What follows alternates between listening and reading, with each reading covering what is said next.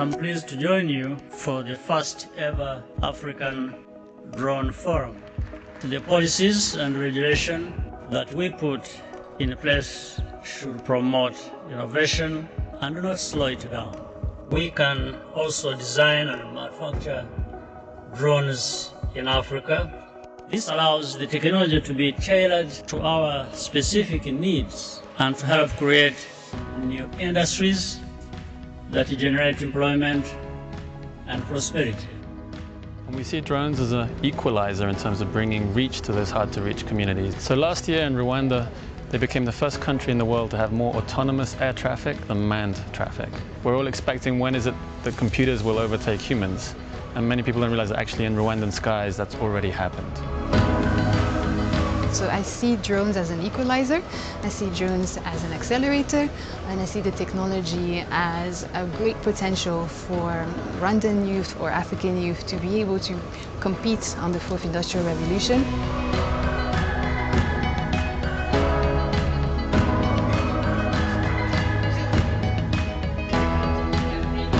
I think the fact that the innovation is coming from here, we're thinking about it, we're bringing our African ideas to life, is why I think the African Drone Forum is so great.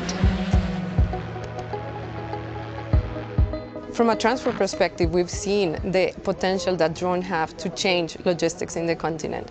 So we've already seen in Rwanda how in the health sector the impact is really big. Like there's basically no more deaths for lack of blood. The case is there for integrating drones into the supply chain of medicine and other industries. The magic about the private sector being involved in this new innovation is that sustainability is built into our model. We run a distribution network. We use motorcycles, boats and light trucks. And adding drones basically is just to get faster. What we're seeing now is a revolution in mobility, whether it's automated flight modes or sensors that can capture all sorts of imagery that could be leapfrogging in nature. We believe that drones are one of those key technologies that will revolutionize humanity. This is a locally made drone made from the bamboo and the styrofoam. I'm here in the African Drone Forum to showcase my fellow Africans. We are also capable of making a drone.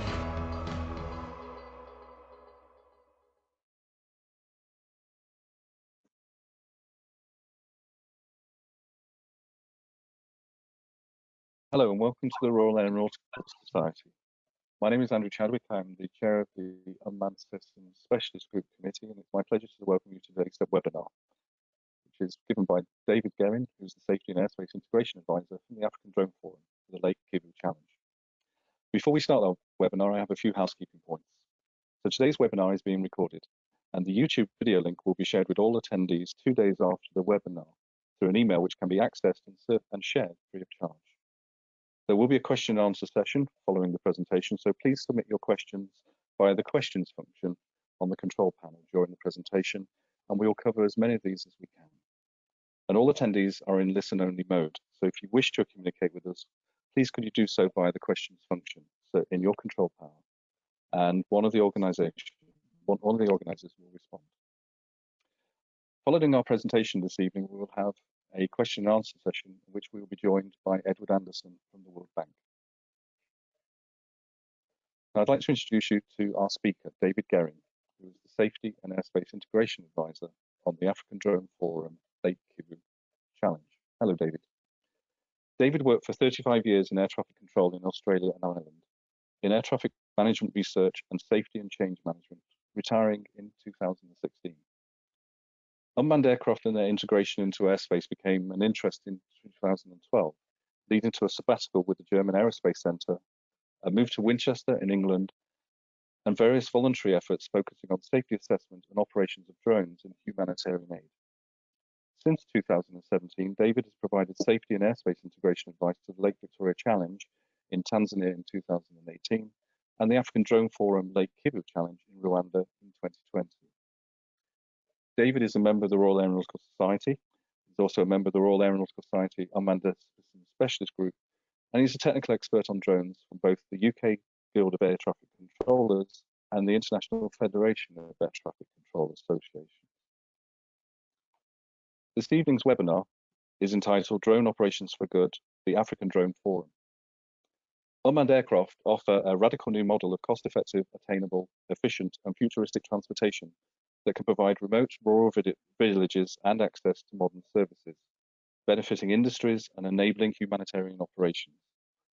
The Lake Victoria Challenge in Tanzania in 2018 and the African Drone Forum, Lake Kivu Challenge in Rwanda in 2020 demonstrated the safe implementation of electric drone cargo transport and data collection environments of low to no connectivity, surveillance, or data quality. 10 drone teams from around the world competed in 3 flying competitions, supported by UK DFID in collaboration with the World Bank Group and the Government of Rwanda. As safety lead and operations manager, David Guerin and the team facilitated nearly 1,500 kilometers of BVLOS automated drone flights across Lake Kivu, testing safety and airspace integration concepts while demonstrating real use cases. Ground risk, air risk, and mitigations were also discussed, including unmanned air traffic management within our presentation. I'd now like to hand over to David, and I hope you enjoyed this evening's presentation. Thank you. Thank you very much, Andrew. Ladies and gentlemen, thank you for joining. Hello. That was the first introduction video on the African Drone Forum. And now we have a 5-minute video on the Lake Kivu Challenge. A picture paints 1,000 words. This will explain everything, and I begin my presentation immediately after that. I'll see you shortly.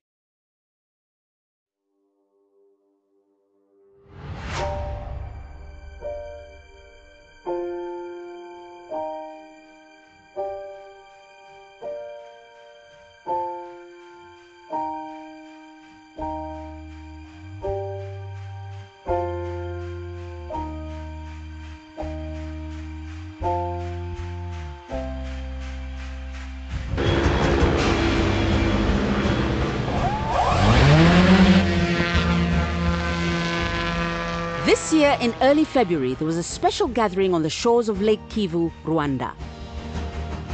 10 international teams came together to learn, to teach, and to ultimately compete in the first ever African Drone Forum and Lake Kivu Challenge.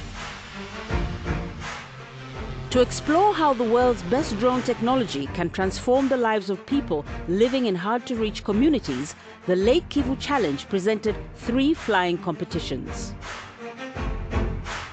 In the emergency delivery competition, teams must deliver a package such as a blood bag from a drone port to a remote island.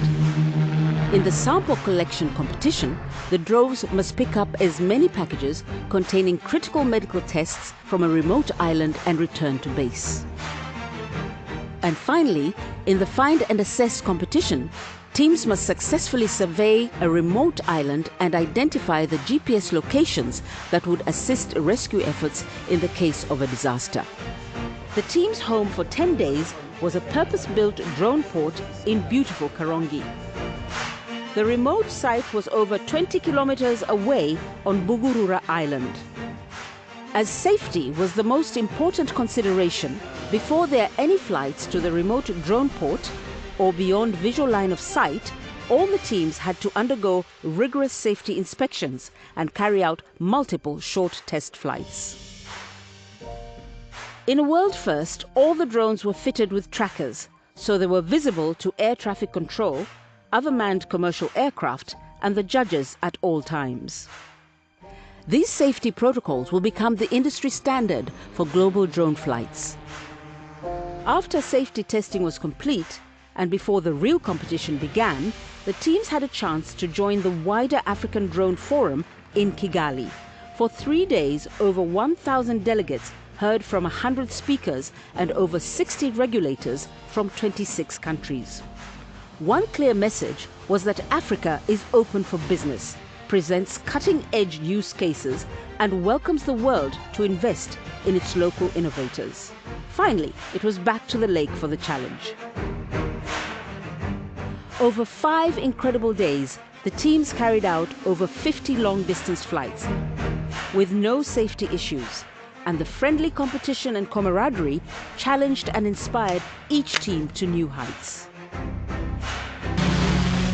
every team has pushed new limits and shared their expertise with the next generation of engineers and pilots through a series of flying labs. The judges recorded each flight and ultimately had the difficult decision of choosing a winner in each of the flying competitions. Here are the winning announcements. In the emergency delivery competition, the winner is Wingcopter from Germany. In the sample pickup competition, the winner is Phoenix Wings, also from Germany. And in the find and assess competition, the winner is Hojung Solutions from South Korea. A number of special awards recognize the incredible achievements of the teams. Firstly, the Data Analysis Special Award is given to LIPA Labs from Rwanda. The Airmanship Special Award is presented to Volansi from the USA. And the Safety Awards are presented to AV from the Netherlands and Wingcopter. Lastly, the Special Innovation Award is presented to Phoenix Wings from Germany. The teams have now returned to their countries across the globe, but the new partnerships, new ideas, and new technologies that emerged from the Lake Kivu Challenge are helping Africa and the world make the most of drones to improve people's lives and tackle new global challenges. Okay, I assume that's working well. Everyone hears and sees. So I'm sure that gives you a nice précis of the African Drone Forum, the Lake Kivu Challenge. This photo on the introduction screen is a great droney photo of the teams and the drones at the Krongi Drone Port, Lake Kivu, Western Rwanda. I have to mention thanks again to the Royal Aero Society for hosting this. This week I'm honoured to have been accepted as a member of the Aero Society, so I'm very pleased with that. And now I'd like to step through the what, why, who, where and how of safely operating drones beyond visual line of sight in the lower skies in the African countries. What can Africa learn from Europe? And also, what can the UK, for example, learn from Africa? So I'm privileged to be the Safety Lead Operations Manager, as Andrew mentioned. I'm going to cover ground risk and air risk, some of the suitable mitigations, including UTM that we utilised. And most of what I say, as much as it aligns with the World Bank and the African Drone Forum standpoint, these are my personal views. This presentation is focused on unmanned aircraft systems, so smaller aircraft like drones in the lower skies. I'm not talking about remotely piloted aircraft systems, RAeS, which are operations similar to conventional manned aircraft. I'm just waiting for the next slide to load. This is a photo of all the drones that were flown at the exhibition and the competitions at the Lake Kivu Challenge. You can see the diversity. I'll now just briefly list all the operations that we conducted. The simplest, visual line of sight operations for testing, for scrutineering, and for the display flights, including my favorite in the center right there, the bamboo drone. Also, visual line of sight, we had outreach efforts at the local schools and the Polytechnic. We had hands-on experience there for also many of the VIPs who came to our display day. They used small DJI quadcopters. Our media coverage team also flew BVLOS using quadcopters. The next level of risk was beyond visual line of sight flights. This was for the next stage of the test flights, then for all the competition flights. In all, I think we completed nearly 90 flights. Many flights were automated as well, as previously mentioned in the video, and just explaining that the remote pilot could intervene at any time, assuming the links were connected. The main requirements, electric VTOL, vertical takeoff and landing. To be environmentally focused, we avoided all gasoline engines. Doosan Company of the Republic of Korea brought their hydrogen fuel cell powered quadcopter. Amazing, up to 2 hours endurance. So let me explain vertical takeoff and landing. This is essential as the available area for drone ports, especially for drop-off and pickup, needs to be small.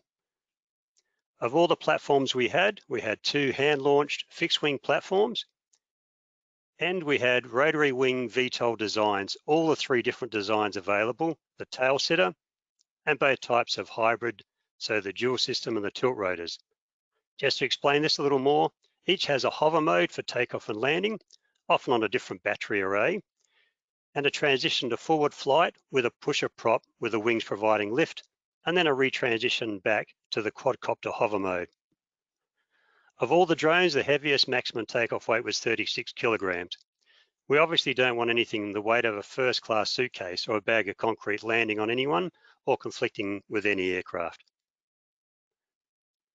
Just like to mention the Tanzanian government and the Rwandan governments, especially for their assistance and their support during the LVC and the LKC. The airports companies and the civil aviation authorities were incredible. Also for this presentation, I note the instrumental support from the Department for International Development through UK Aid for the Lake Kivu Challenge and Jonty as our competitions manager. As mentioned, we had 10 drone teams from around the world.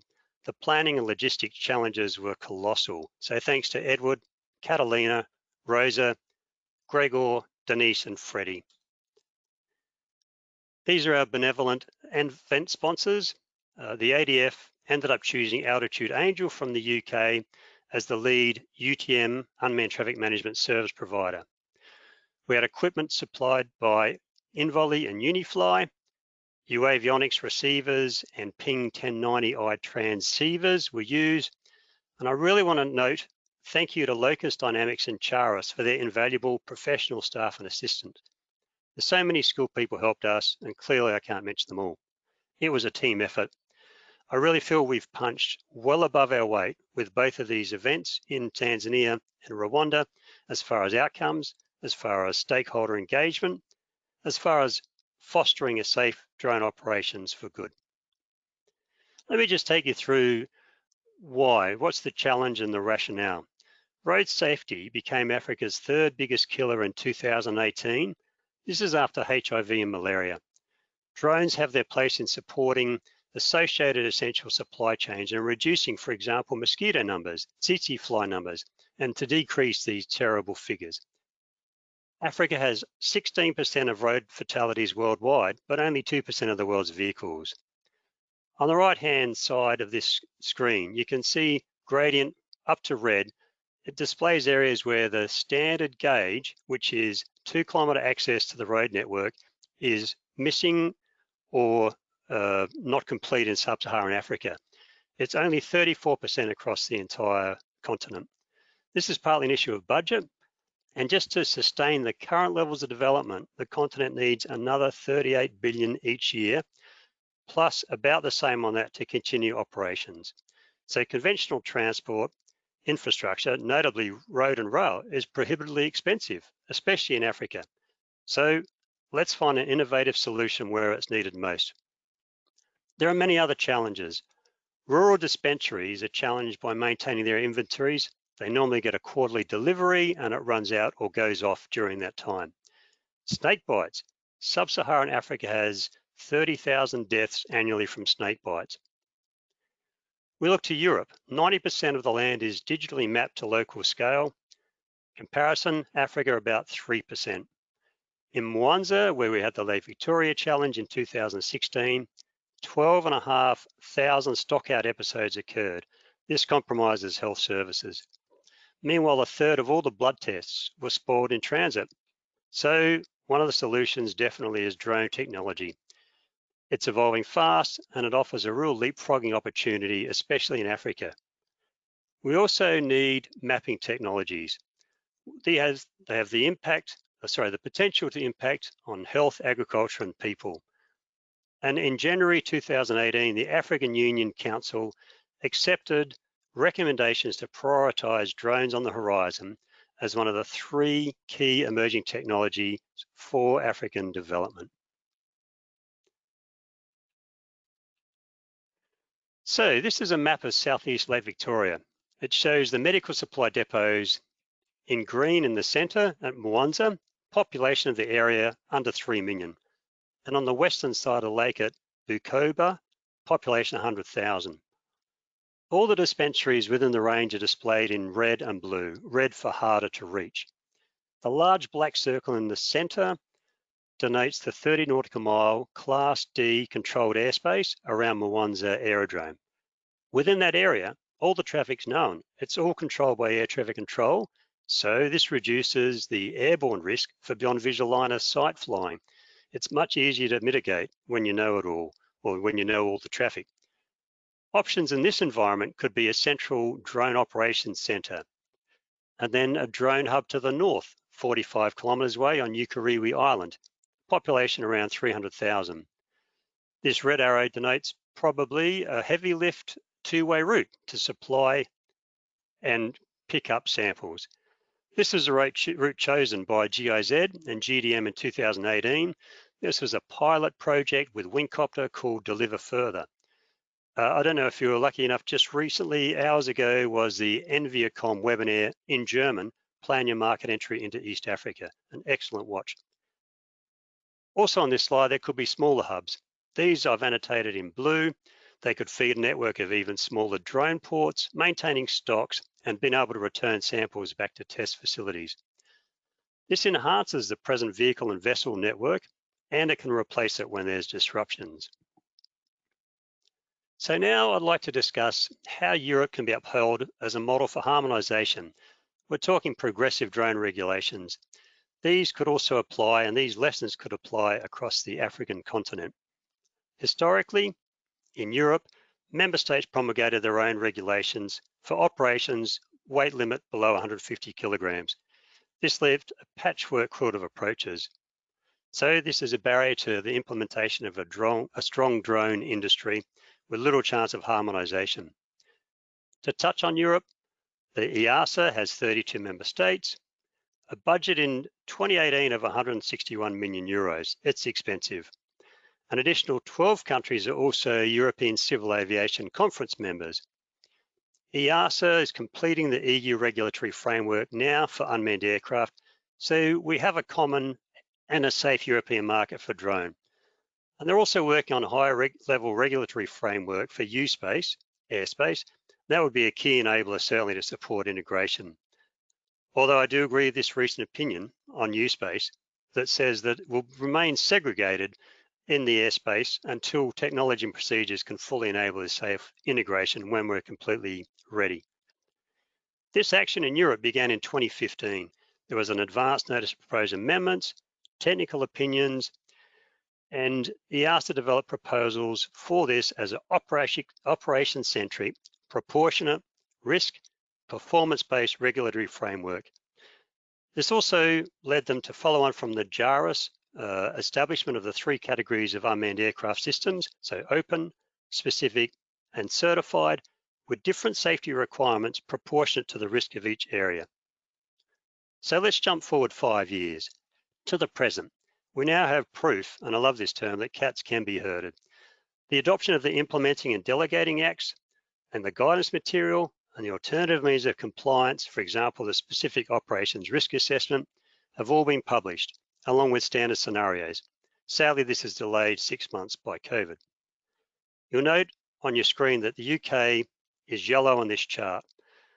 With Brexit, a quick comment, the UK withdrew from the EU, as we know, in January. So it's treated as an EU member state only until New Year's Eve this year, and then it becomes a third country. So let's trek to Africa. In comparison with Europe, continental Africa is made of approximately 55 countries. ICAO member states, all of them, not a significant number more than ECAC. So what follows now is a synopsis of this amazing continent. Like Europe, Africa has a diversity of cultures and languages, probably more so than Europe. Of the languages used in the civil aviation regulations that we've been looking at, approximately a third are in English, a third French, some are Portuguese, some Arabic. My preference is for the African countries all to benefit from the European experiences towards a harmonized and clear interoperable regulatory framework. And I know this is feasible. So many international agencies influence inside Africa. The United Nations agency ICAO, and right now the RAeS panel is meeting. It has 3 regional offices across Africa. There were RAeS workshops in Abuja and Rwanda in 2017, and there are 2 more planned for this year that may be delayed due to COVID. JARIS, the Joint Authorities on Rulemaking for Unmanned Systems, comes from 60 or has experts from 61 countries. It includes the EASA, Eurocontrol, and in Africa, Rwanda, South Africa, Nigeria, and Kenya are all members. This is very positive. By the way, we follow JARIS principles in the African Drone Forum. I'll point that out later. The Drone Masters Academy launched in Africa post ADF as well. And by the way, the African Drone and Data Academy had 100 students trained in Malawi by Virginia Tech.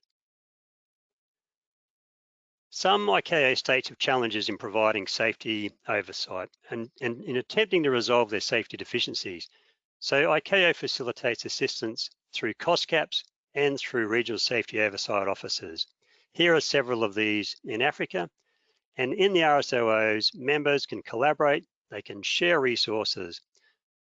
In November, the World Bank with the CASSOA hosted a UTM workshop in Zanzibar for 6 of the East African community members, plus the DRC. I was very much involved in this, and it was an incredible event. On the African Civil Aviation Commission is a specialised agency of the African Union. It's responsible for civil aviation matters in Africa. It helps facilitate cooperation. It helps to coordinate among African states towards the development of integrated, sustainable air transport systems. It also helps to implement the ICAO standards and recommended practices and to develop harmonised rules and regulations aligned with world's best practice. So these are very important bodies. They're central in moving towards a safe, harmonised, progressive regulatory framework. This is from 2017, the Drones Readiness Index.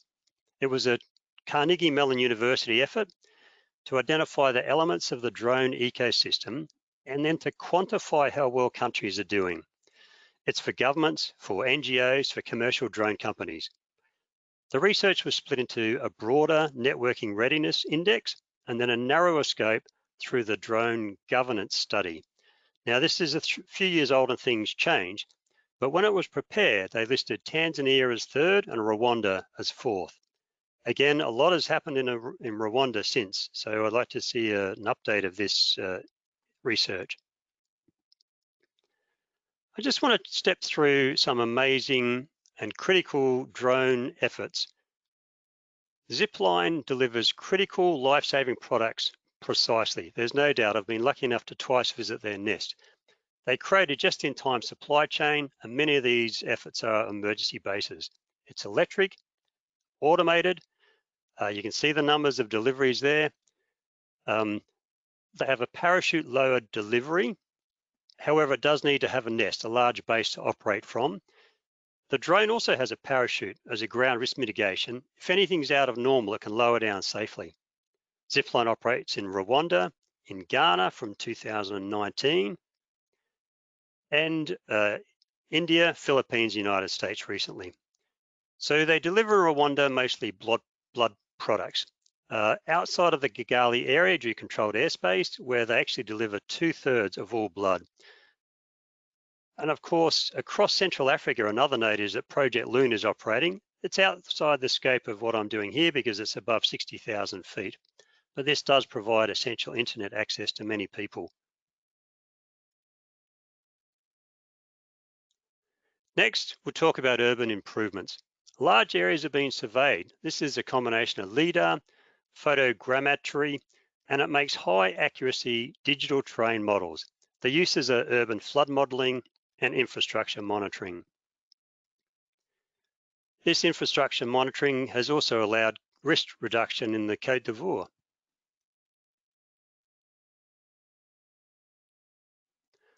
There's a flood risk and damage assessment application from the air. This has occurred in Senegal and Niger without the need for any extensive, complex, conventionally piloted aircraft efforts, or it's not reliant on satellite imagery. Sadly, 2019 Cyclone Idai is one of the worst tropical cyclones on record, especially in Africa, of course, in the Southern Hemisphere. It was a persistent storm. It caused catastrophic damage and humanitarian crisis in Mozambique, Zimbabwe and Malawi. Part of the response in Mozambique included drone use cases. And sadly, also topical now, the coronavirus and COVID-19 applications. This lists the uses for drones as a COVID-19 response. There's sample transport to test facilities, I think, is one of the most valuable here. And surely drones need to be part of a COVID-19 vaccine if and when we have one available for distribution. To the next stage of the presentation. We're presently running a regulations project examining all 55 continental African countries. It's a snapshot of the present. It's definitely not about shaming any CAAs or states, and some of the info I'm going to present here is yet to be fully checked, so it may change over the next weeks. There are hindrances. There's obviously no global guidance for UAS or drones. The standards and recommended practices from ICAO only for RAeS for international IFR flights in ICAO airspace.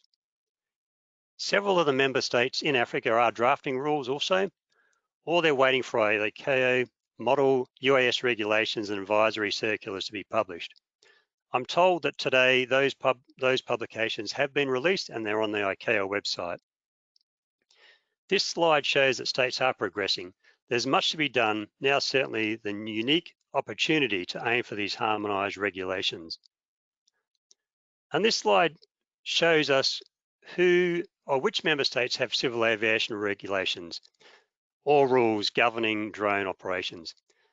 The majority again govern RAeS, so fully certified, fully airworthiness. An increasing number address these lower sky uses for UAS in a progressive way, and a lot of these are so-called soft regulations. So they're directives, they're easier to update. Again, not a lot of harmonisation between states. Beyond visual line of sight. From our processes so far, there's at least 5 locations that I can name where there's potentially a legislative process allowing BVLOS flights in the very low level airspace. Also, the yellow stars show another 8 or so member states where it appears achievable to gain this authorization through guidelines published. I'm sure there are more, but we still haven't found out. It's early in the project. Can I point out that I often hear the main barrier to cultivating a drone industry is unsuitable regulations. Of course, this is valid. Most states don't put an outright ban on drones. We haven't found one yet. However, operations can still proceed without clear regulations, as long as it's done legally and safely. Overall, I feel that other equally important challenges and regulatory hurdles exist. Detect and avoid, collision avoidance, obstacle and terrain sensing and avoidance, keeping the public and the infrastructure, sensitive infrastructure, safe, respecting privacy and security and our environment. Getting it right and publishing harmonised, proportionate risk and performance-based regulations is essential. Here's another interesting piece for me. We Robotics facilitate a network of local knowledge hubs. They're across Africa, Asia, Latin America. They build on existing expertise in drones, in data, in AI. It's called the Flying Labs Network. There's a lot of sharing of lessons that have been learnt. It also accelerates the positive impact of local aid, of health development, environmental solutions, and it expands local markets by creating new jobs and businesses that support local ecosystems. UNICEF. It's absolutely essential in my mind to employ local test areas for drone operations. And UNICEF, its aim is to improve the lives of children, especially in hard to reach areas. Drones is obviously a solution. 2017, the government of Malawi started the air corridor there to test potential humanitarian use of drones. 2019, Sierra Leone was the next drone testing site. This is the 4th in a network, including Vanuatu and Kazakhstan. Plans are underway to launch similar drone testing sites in Namibia. The Zambezi region's got a high prevalence of HIV/AIDS, so this may help. During rainy season in all these locations, the rural communities, they're often cut off by floods for up to 6 months. And then we had our own test areas or corridors of the Lake Victoria Challenge and Lake Kivu Challenge. You've seen the videos, so let's step through some of the details before we dissect the operations. The Lake Victoria Challenge, it was a proof of concept for drone technology competition in East Africa. The trials were successful and they showed that advanced drone operations can be permitted and that drone operations, importantly, would come to Africa to showcase. You've seen how many flights we had, 20 kilometers between the drone port to the east on the mainland, and then our island drone port to the west. All of this is Class D controlled airspace, all controlled by the very professional air traffic controllers at Mwanza Airport. Our drone port, however, was 3,000 feet from the center line of the runway, so it was very complex. We had integrated operations, but really only by name. There's no radar surveillance, no air traffic control radar in Mwanza, so everything is separated procedurally. On the top left, we first examined our routes and how we could apply buffers around all the drone operations and then keep the conventional aircraft out of that.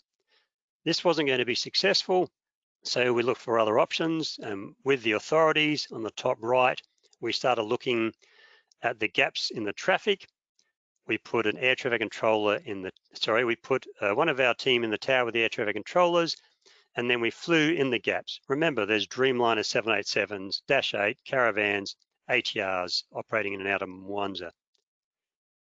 So the lower image shows the westbound in blue, the route just as air traffic control paper strips are, and then the buff yellow colored inbound route from your left to right. I always have two-way route systems so we don't have nose-to-nose traffic. The green circles are the drone ports. And the green rectangle to the left or the west, that's our find and assess area. The RNAV GNSS approach for landing runway 12 at Mwanza overflies all of this, and we were in close proximity to all of the conventional flights. So all of our flying operations had to be tracked independently. They had to have constant C2 link the whole time, and we had to have clear lost link procedures. Here's our drone ports. The left-hand side is Mwanza drone port. The bottom left picture on the left is the airport, and behind you is final to the main approach. On the top left is a test flight where the drone's downwash is actually lifting the mats off the sand. We had to fix that. Left of that is a light pole. That was an obstruction, we had to remove it. On the right-hand side is Juma Island drone port, and we had to get power from a 240 volt power generator. The fences are all made out of locally supplied fishing nets. I really love that idea. So in gaps in the conventional traffic, we allowed the Wingtra 1 tail setter on your bottom left to take off from Mwanza. You can see in the video on the top left, which is sped up at times, InVolley's tracking system receiving the UAvionics ping 1090 ADSB on board the aircraft. In the center photo at the bottom, it gets through the Lake Hawks, and on the right, it arrives, bottom, it arrives at Juma Island. Now, on the top right is a favorite of mine, as I mentioned before, and this is the Bamboo drone, locally made. It can be fixed. It's got an earlier GSM-based tracker from Exponent Tech on it. These two drones look like chalk and cheese, and they certainly are. There are benefits, though, from the small, repairable, cheap African bamboo drone. It's a cheaper transmitter as well. The C2 link and independent tracking is always going to be network-based. This is an important point. So even with these InVolley receivers, they still need to be connected to the network, the GSM network. So we've already seen about the symposium and export, over 1,000 attendees, more than 100 speakers. The breakout tracks included a regulation summit over 60 African regulators from 26 countries. We ran a Connected Skies with GSMA and myself. This considered the mobile network, and this is a real facilitator of drone operations. I still have 40 questions about how this goes forward. We had the African Drone Business Challenge. This was a startup mentoring effort, 148 applications. The finalists came from 9 African countries. I ran a UTM showcase opportunity. We had 3 successful UTM service providers.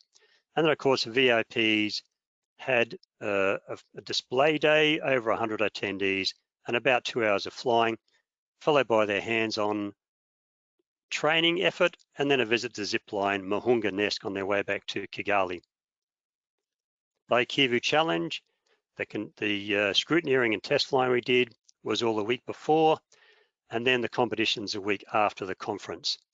I've been working on this safety theory and the CONOPS, the concept of operation, since late 2017, so I was keen to ensure it all went really safely. Everything we expected to go wrong did. Other events, incidents and accidents occurred, some that we hadn't expected. Yet our risk management approach and the mitigations were all robust. Nothing was ever unsafe.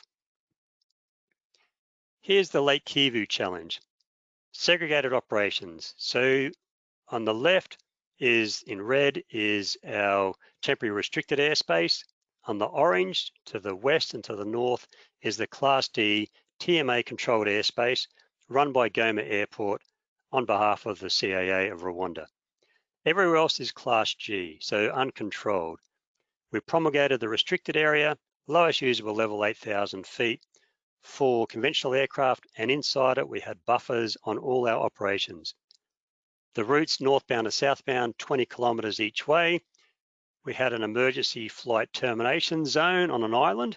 Fortunately, we didn't need it, but the worst case scenario, we could have put a drone there. There's also a bat roost island.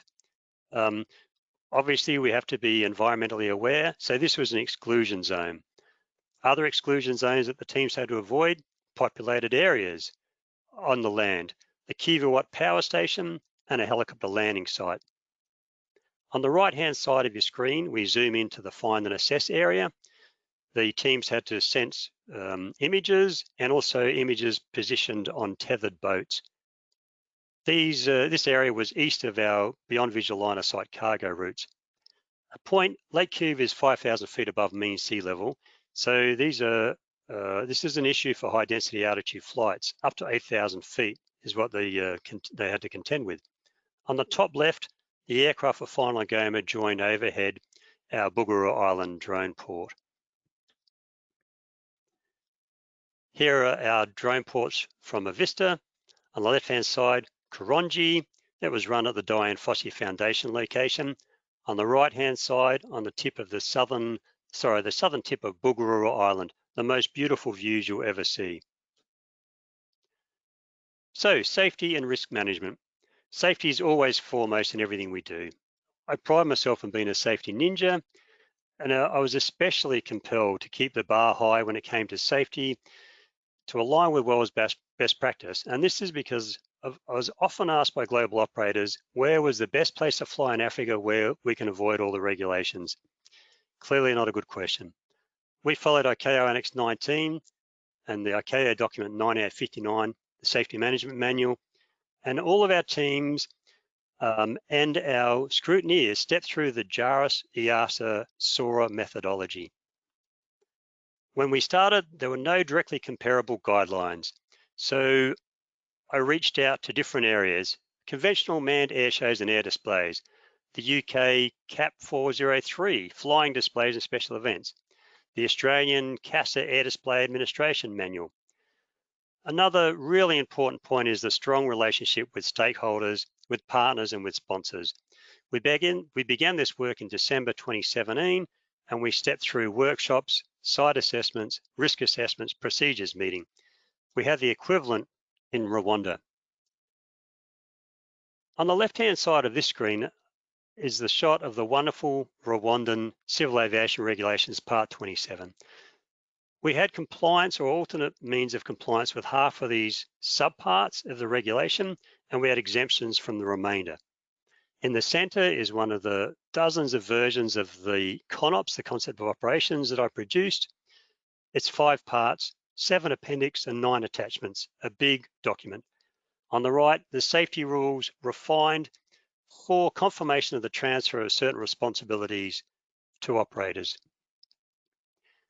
This is the Bowtie XP. It's a dashboard of all our risk. Just to show you the complexity of the operation, this is the interface with my risk register. It's a great view and you can visualize risk management easily.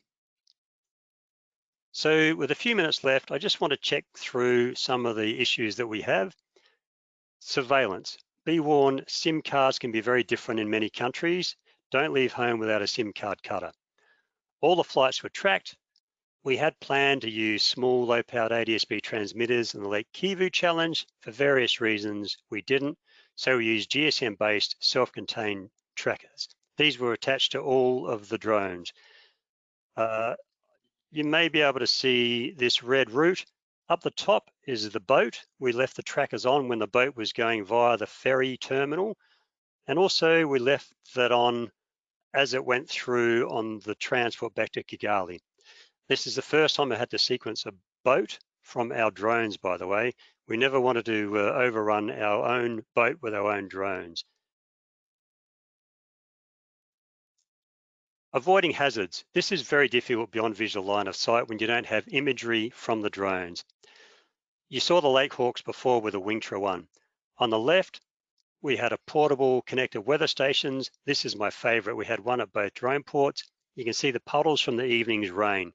We were victim of the weather and we made it through, weather permitting, all the way. On the top left was a water spout we saw in Lake Victoria just before we're about to fly beyond visual line of sight. On the top center, swarms of lake flies. There's no way to sense them. Obviously, you don't want to fly through them. And the bottom or the lower is a methane extractor on Lake Kivu. These are moved every now and then, and they also had to be avoided. How to do that? On the top right, the tri-hull fishing boats on Lake Kivu, amazing to see. On below that, a ferry. So the wheelhouse of the ferry doesn't offer much protection to a dishing drone. And those islands you see in these photos, it's not clear how high they are. Easy enough for the imprudent to fly into them. The ground risk. There's a lot of spectators. We always have a lot of spectators and teams watching. So only experienced personnel were allowed inside the controlled area around the actual drone port landing area. If you look at the video on the bottom right, if I can get that to start, maybe I can't. It's an amazing video, and a drone passes through very, very quickly, and you don't have time to react. So, yes, it's now working. I don't know if you can see the video, but we'll ignore that for now. The top center is our first effort in Mwanza, marking out the controlled area. Anyone that was near the drone operations was briefed. I briefed them so that when they entered that area, they took some responsibility. We then had to look at further ground risk. We restricted in our area, so we had to measure how much space we had. We had to create the operational volumes and put buffers around that for the contingency volumes. And then we had to have hard no-fly zones that the teams must not enter no matter what. This created a lot of safety challenges, challenges for the teams, but they still had to follow these safety rules. I'm inspired by the Rainhill trials.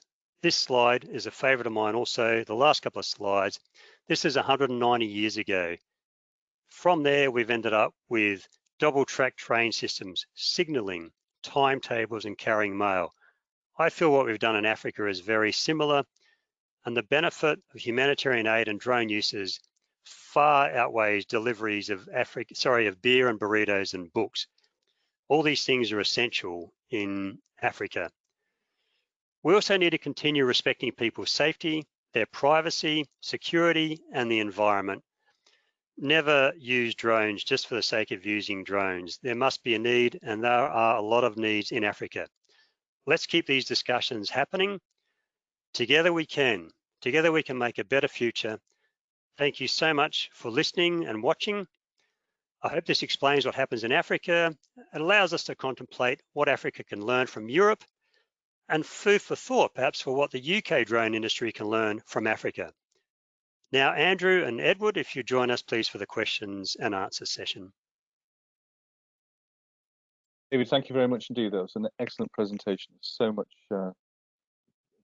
that we can learn from your experiences there. So thank you very much indeed. I'd like to introduce everyone to Edward Anderson.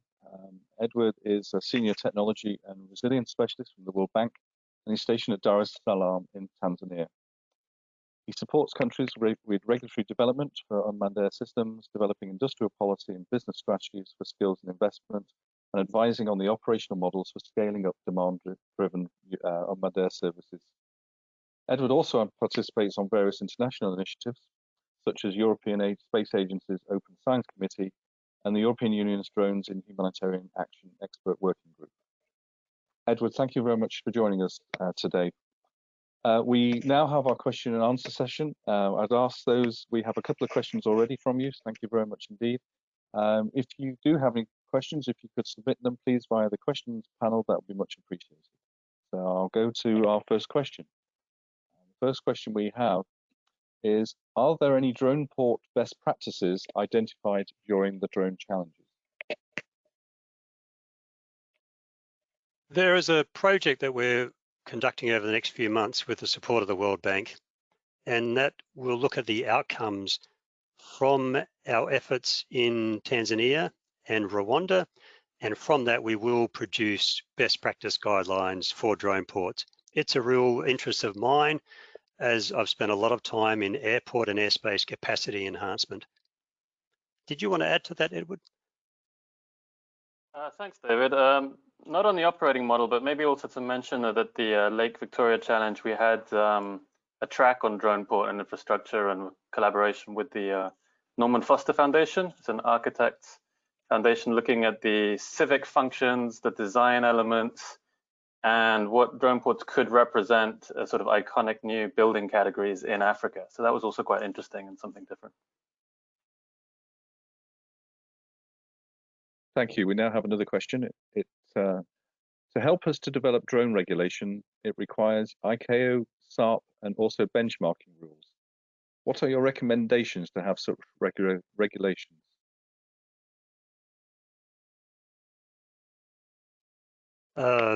That's a great question. It's something that's very difficult to answer in a matter of minutes.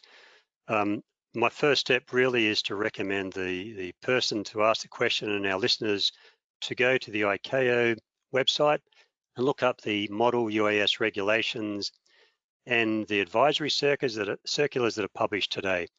I'm only talking about regulations and guidance for unmanned aircraft systems in the lower sky. All the other regulations, the standards and recommended practices from ICAO are being updated, and we're publishing them through the ICAO RAeS panel, which is meeting remotely this week. Thank you. So what are your views on the application of drones over the forest resource monitoring and disaster management?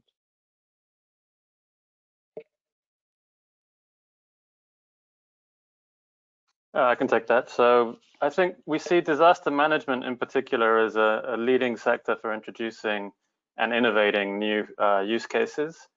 It's typically quite data hungry. There's a compelling rationale that's willing to allow actors to sort of do things differently, and very often it's also quite well funded compared to other development sectors. So we do find that a lot of innovative use cases emerge in the disaster risk space, the humanitarian space, as a proof of concept, but sustaining them and taking them to scale requires really routine development processes and functions. And that's where I think agriculture, resource management, including forestry, is where we try to see the overlap. So how do we go from what drones can do as a pilot, which we've seen a lot of in Africa, and was one of the motivations for the African Drone Forum, is to figure out how do we go to scale up strategies and operating models to allow for 1,000 flights a year rather than a handful of flights every other month. And so it's really this layered use cases where the disaster risk application is a co-benefit of a much broader industry shift towards routine uses for digitizing land administration, including forestry. Thank you. Another question we have for Edward this time. Edward, when and where will the next African Drone Forum take place?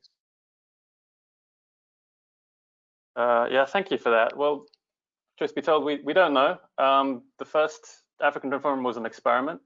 We got overwhelmingly good feedback. I think 98% of responders wanted to see another edition. So we're still writing a final outcomes paper, a lessons learned document. We'll share that with our funders and industry partners.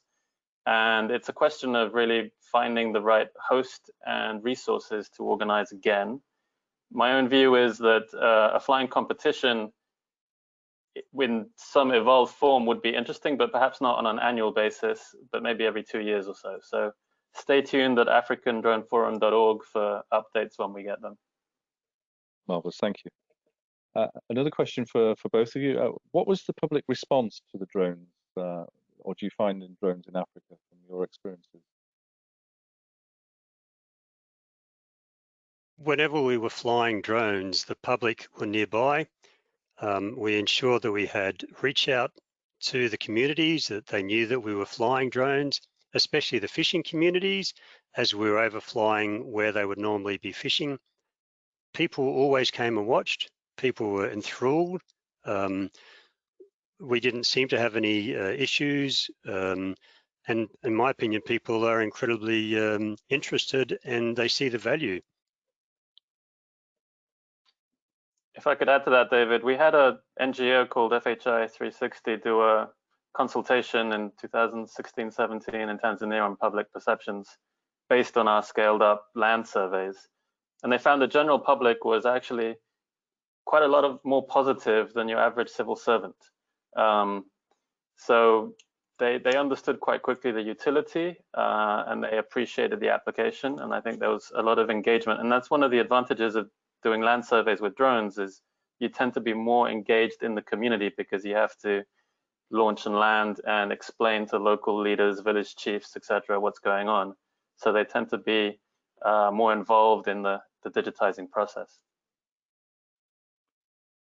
Thank you. Another question for you we have here. Somebody seeking your reviews on how reliable you believe mobile phone networks are for tracking drones. Coming from the air traffic management, air traffic control background, I would never want to rely on mobile phone networks to track drones. This viewpoint of mine is changing. I've witnessed so many flights continually tracked, and also some C2 links went through the mobile phone network. The RURA, the communications people in Rwanda, actually put up an extra cell phone tower for us, and this is fantastic. Once we get outside of this coverage, the options become satellite or other. So actually GSM is incredible if you compare it with having nothing.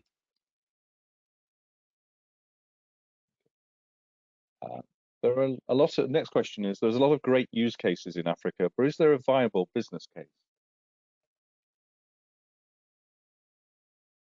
I'll take that. Well, I think we've already seen quite successful businesses on the land administration front.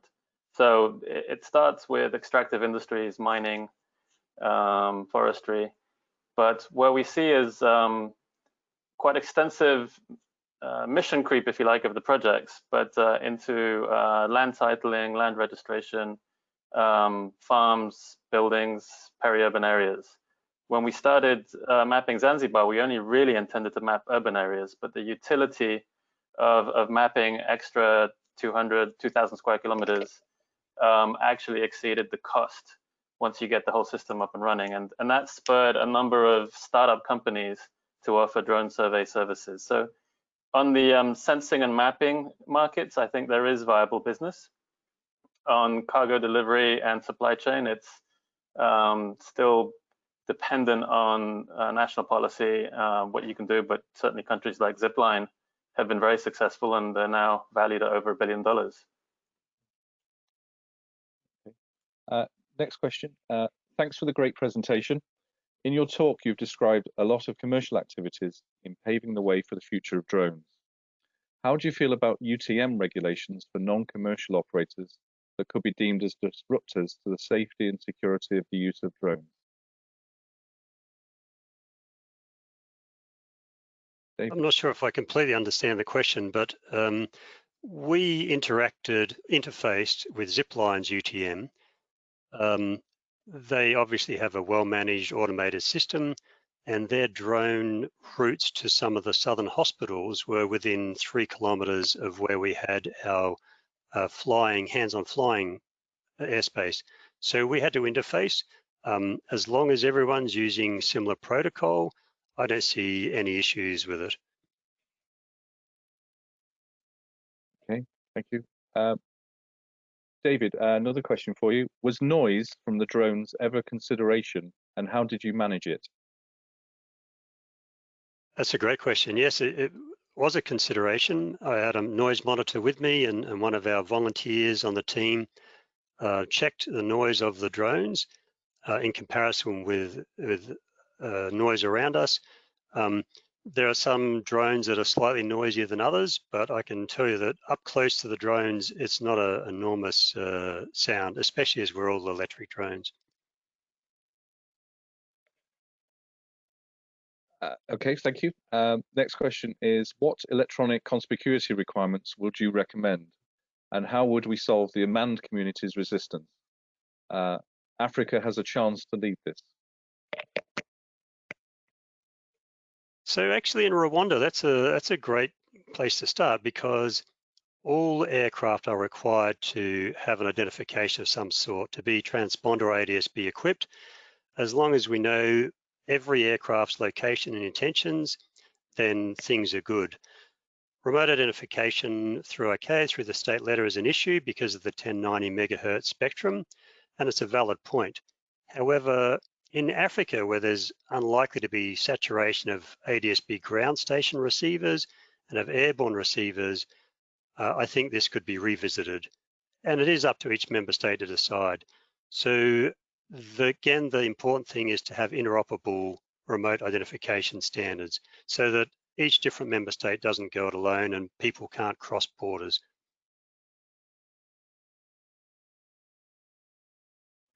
Okay. Next question we have is, what is needed to allow routine day in, day out BVLOS drone operation to be set up for real in Africa? Edward?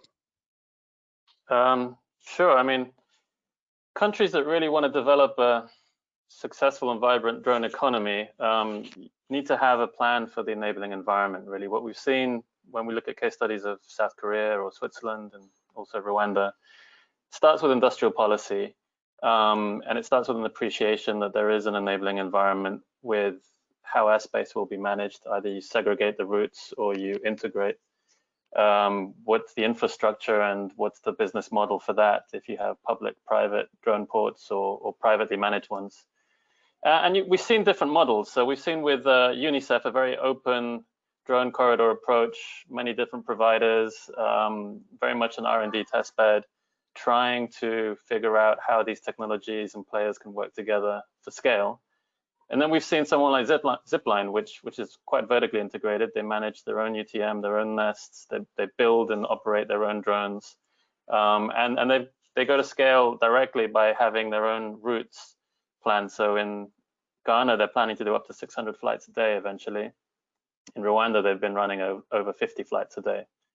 So it's not clear to me that there's a specific playbook yet, but certainly a clear policy direction for the future the country wants, and then work backwards from there. What those key enabling pieces are is important. Otherwise, you end up with a lot of muddled projects that will hit a wall. Thank you. And one of our last questions now, going forward and based on the findings of the forum, what are the wider challenges that drones can address for humanitarian relief applications?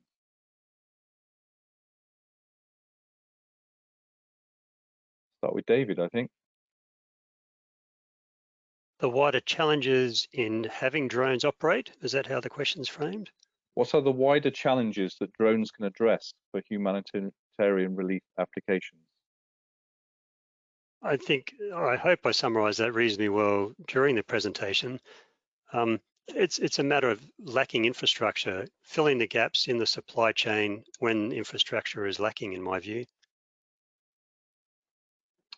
I would echo that. I think the exciting opportunity is not as a substitute good, a sort of a cheaper truck, but really as a new paradigm for mobility and surveys and mapping, right? Those sort of two macro challenges that the global south faces. Within that, there's lots of great use cases, whether it's disease control, and we're seeing a lot of applications now looking at locusts, mosquito eradication, tsetse flies. These are, I think, frontier use cases from Africa that we can learn from, as well as accelerating agriculture. Some of the deliveries that Rwanda was interested in was framed as an emergency health delivery, but they were actually quite interested in agricultural supplies, delivering medical commodities to vets to improve quality of livestock and agricultural productivity. And that's something that I think we can see invented in Africa and maybe coming back to the industrialized world.